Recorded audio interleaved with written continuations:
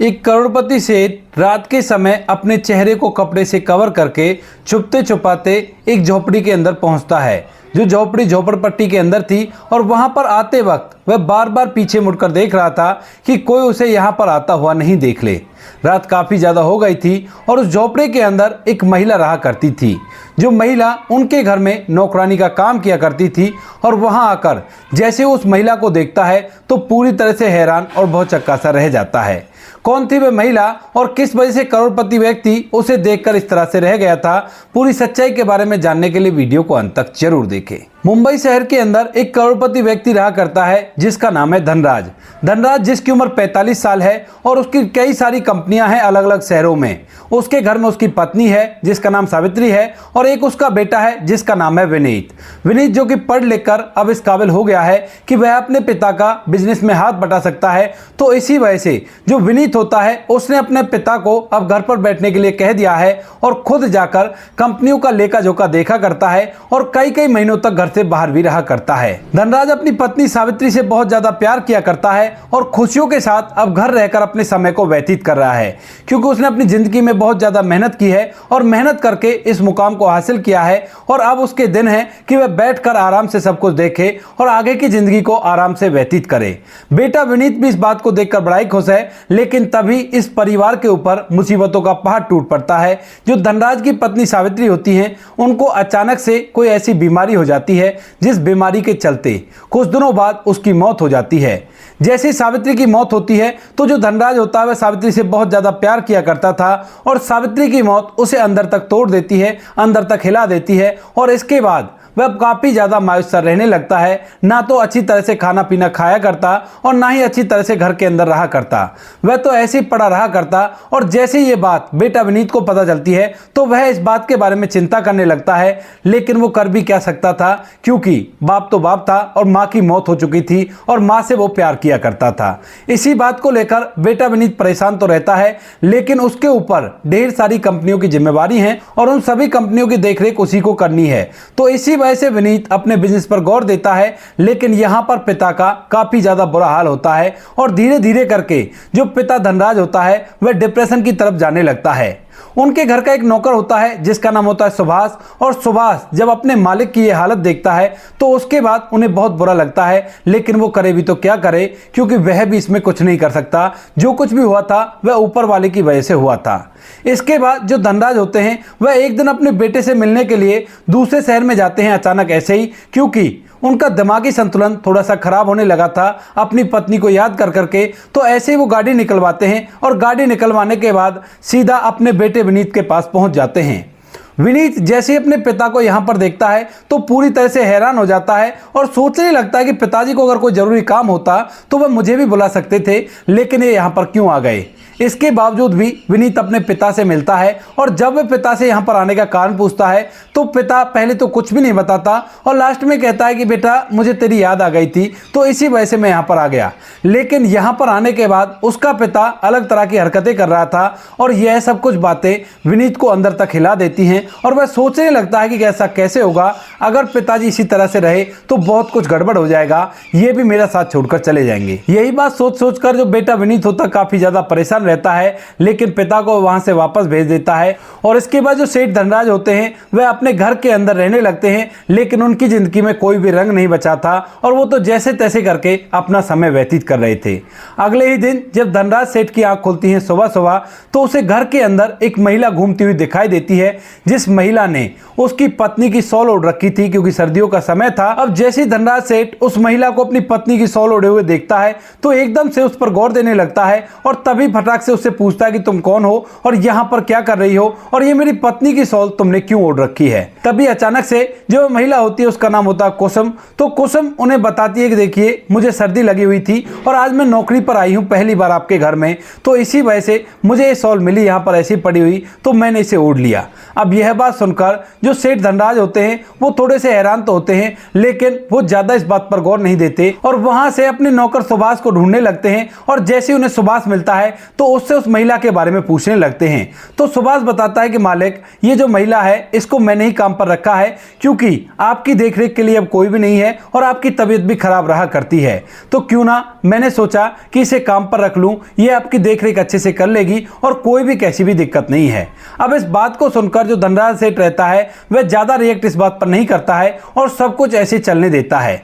धीरे धीरे जो कुसुम होती है वह घर का काम किया करती, लेकिन अक्सर जो कुसुम होती है वह घूंघट में रहा करती है और यह बात कभी कभी धनराज सेठ को खटका करती है, लेकिन फिर भी वो इस बात पर कुछ भी गौर नहीं देते हैं और धीरे धीरे कुछ समय और बीत जाता है। अब तक जो कुसुम होती है वो अच्छी तरह से धनराज सेठ की देखभाल किया करती, यानी कि उनके कपड़ों को व्यवस्थित करना, उनको दवाई देना, टाइम से खाना खिलाना, उनके बेडरूम को अच्छी तरह से व्यवस्थित करना, ये सारे काम जो कुसुम है वही देखा करती है। और धीरे धीरे जो धनराज सेठ होते हैं उनकी तबीयत में सुधार आने लगता है।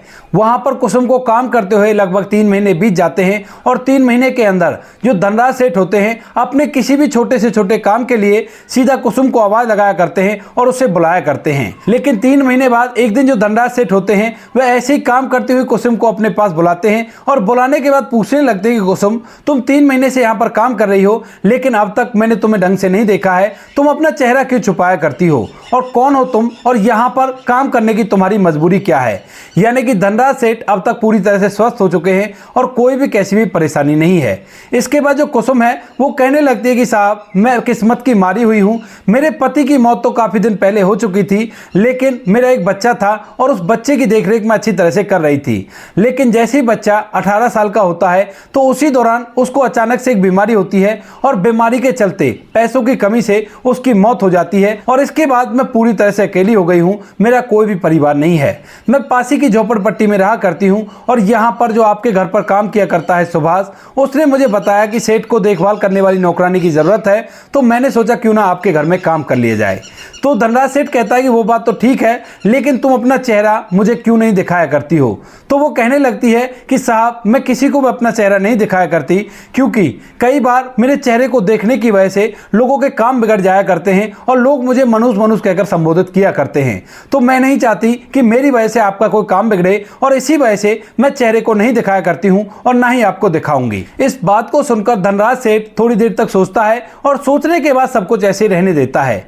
धीरे धीरे कुछ समय और बीतता है, लेकिन तभी एक दिन अचानक से जो कुसुम होती है वह काम पर आना बंद कर देती है और जब धनराज सेठ देखते हैं कि घर के अंदर कुसुम नहीं है तो उसके बाद उसे इधर उधर आवाज लगाने लगते हैं। लेकिन तभी नौकर सुभाष आता है और सुभाष से जब वो पूछने लगते हैं कुसुम के बारे में तो वह बताता है कि साहब, उसकी तबीयत खराब हो गई है, तो इसी वजह से वह अपने घर पर है और अभी 2-3 दिन तक वो नहीं आएगी।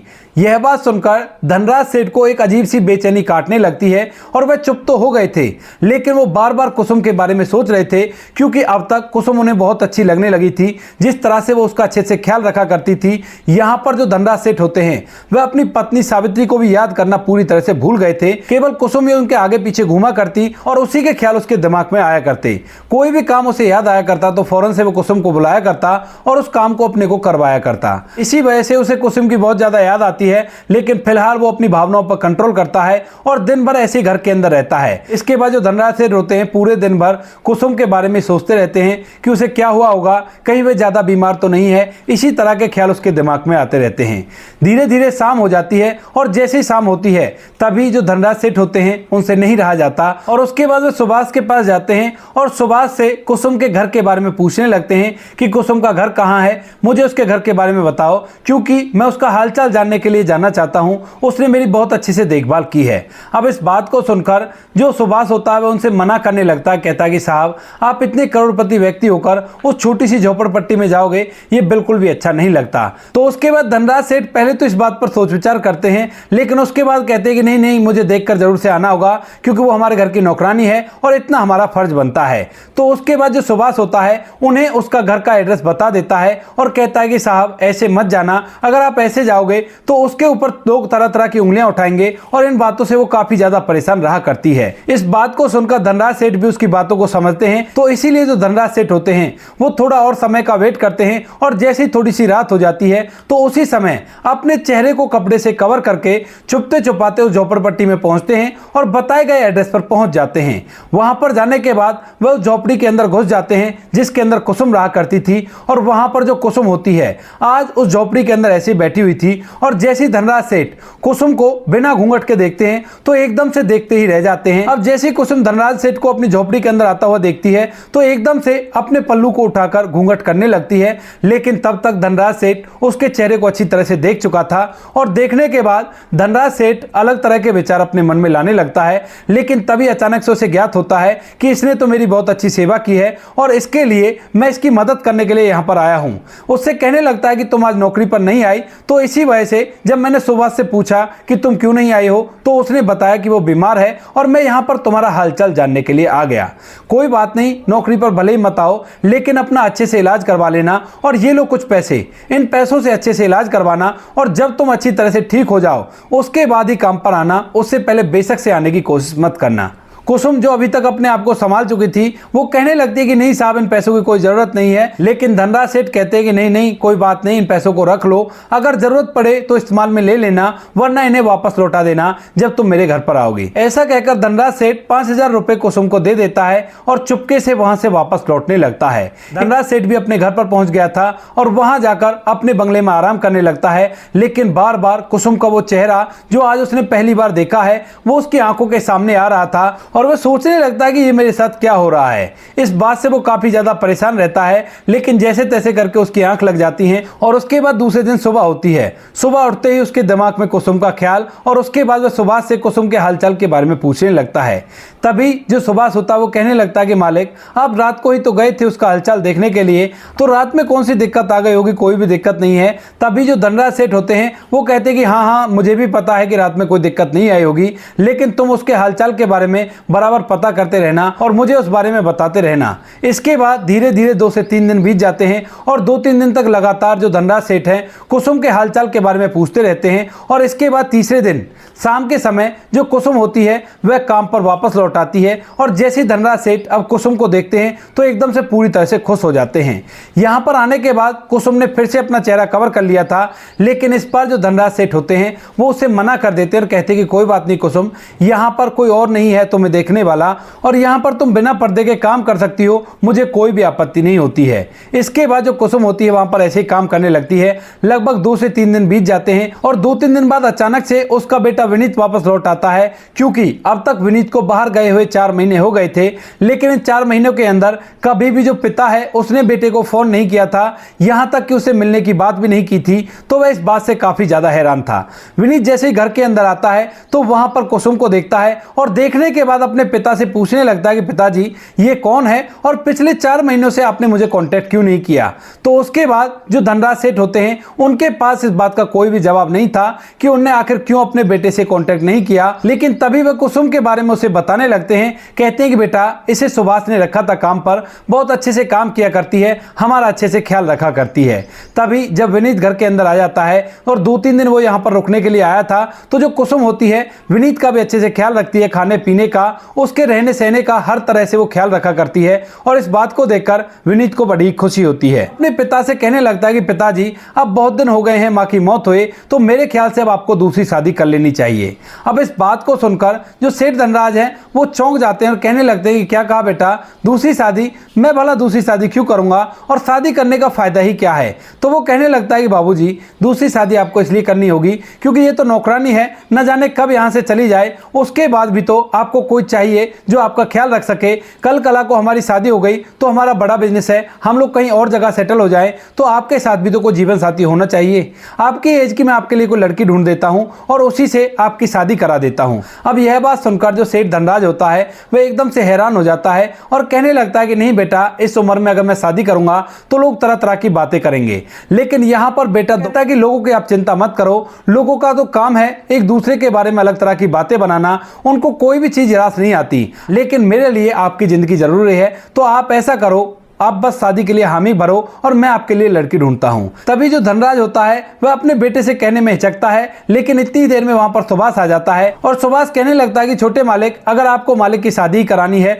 तो इस नौकरानी से ही करा दो, क्योंकि मालिक को इसके अंदर मालकिन की छवि दिखा करती है। अब यह बात सुनकर जो विनीत होता है वह कहने लगता है कि आप पिताजी सच में ही आप इसी से शादी करना चाहते हैं? अगर आप इससे शादी करना चाहते हो तो ये भी बड़ा ही अच्छा रहेगा, क्योंकि अब मुझे लड़की ढूंढने की कोई जरूरत ही नहीं है। इसके बाद धनराज सेठ मना करने लगते हैं, लेकिन तभी जो बेटा होता है उनके सामने एक ऐसी बात बताता है जिसे सुनने के बाद धनराज सेठ के पैरों तले से जमीन खिसक जाती है। दरअसल जब उसके पिता डिप्रेशन में चले गए थे तो उसी दौरान उसने ही सुभाष से बात करके इस महिला को अपने पिता के लिए यहाँ पर बुलाया था, क्योंकि वह अपने पिता की बिगड़ती तबीयत से अच्छी तरह से वाकिफ था और उसे पता था कि अगर पिताजी का कुछ नहीं किया गया तो बहुत ही गड़बड़ हो जाएगी। तो जो सुभाष होता है वह कुसुम को जाना पहचाना करता था और उसी से बात करने लगता है कि सेठ धनराज से तुम्हें शादी करनी होगी, क्या तुम तैयार हो? क्योंकि जो कुसुम थी वो सच में ही बेसहारा थी। कुछ दिनों पहले उसके पति की मौत हो गई थी तो मायके वालों ने उसे धक्के देकर घर से बाहर निकाल दिया था। अब इसके बाद वो झोपड़पट्टी में रहकर अपना समय व्यतीत कर रही है और इधर उधर छोटा मोटा काम किया करती है। लेकिन जैसे सुभाष कुसुम से बात करता है तो उसके बाद जो कुसुम होती है वह फौरन से मना कर देती है, कहती कि नहीं ऐसा नहीं होगा, वो एक बहुत बड़े सेठ है और मैं एक गरीब लड़की हूं। तभी जो सुभाष है वह धनराज सेठ के बारे में उसे पूरी बात बताता है और उसके बेटे के बारे में भी बताता है। तो उसके बाद जो कुसुम होती है वो इस बात के लिए एग्री हो जाती है, लेकिन अभी भी उसके दिमाग में शंका थी कि कहीं धनराज सेठ पहली बार में इस चीज के लिए मना ना कर दे। तो उसी वजह से बेटे ने नौकर के साथ मिलकर ये प्लान बनाया था कि पहले कुसुम को नौकरानी बनाकर भेजेंगे और जब पिताजी अच्छी तरह से उसके काम से संतुष्ट हो जाएंगे तो उसके बाद शादी की बात उससे करेंगे। यह प्लान जब धनराज सेठ के सामने आता है तो वह एकदम से हैरान हो जाता है और उसे पूरी बातें याद आने लगती हैं। किस तरह से जो कुसुम है वो पहले दिन ही आकर उसकी पत्नी की शॉल को उड़कर इधर उधर घूम रही थी और उसे देखने के बाद उसे अपनी पत्नी की याद आई थी।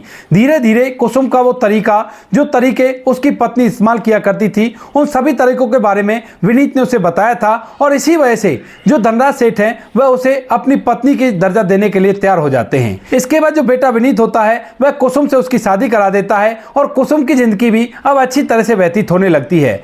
जो जिंदगी वो बड़ी बुरी तरह से व्यतीत कर रही थी, अब वो एक आलीशान घर के अंदर रहा करती है और धनराज सेठ के साथ पति पत्नी की तरह रहा करती है। कुसुम की उम्र भी लगभग 35-36 साल थी और यहाँ पर धनराज सेठ की उम्र 45 साल थी। तो दोनों का मेल भी होता है और कोई भी कैसी भी दिक्कत नहीं होती।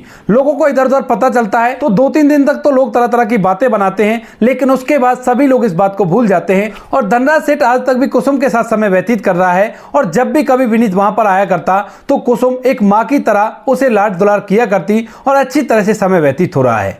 तो दोस्तों ये थी आज की कहानी, जहां पर एक बेटे ने अपने पिता की दूसरी शादी कराई। आप क्या कहना चाहते हो इस कहानी के बारे में? आपकी जो भी राय कमेंट सेक्शन में लिख सकते हो, लोगों के साथ शेयर कर सकते हो। कहानी के अंदर पात्रों के नाम और जगह के नाम बदल दिए गए हैं ताकि किसी की पर्सनल जिंदगी को कोई भी परेशानी ना हो सके। वीडियो जैसी भी लगी हो कमेंट सेक्शन में बता देना। वीडियो अगर अच्छी लगे तो वीडियो को लाइक और चैनल को सब्सक्राइब जरूर करें ताकि हमें थोड़ा सा हौसला मिले आप लोगों के लिए ऐसे अच्छे वीडियो बनाने के लिए। इन कहानियों को सुनाने का उद्देश्य किसी को परेशान करना बिल्कुल भी नहीं है। यह कहानी आपको इसलिए सुनाई जाती है ताकि आप लोग इन कहानियों में से कुछ ना कुछ सीख सको और अपने जीवन में उस चीज को अप्लाई कर सको। मिलते हैं किसी नेक्स्ट वीडियो नए टॉपिक के साथ, तब तक के लिए जय हिंद, जय भारत, जय हिंदुस्तान।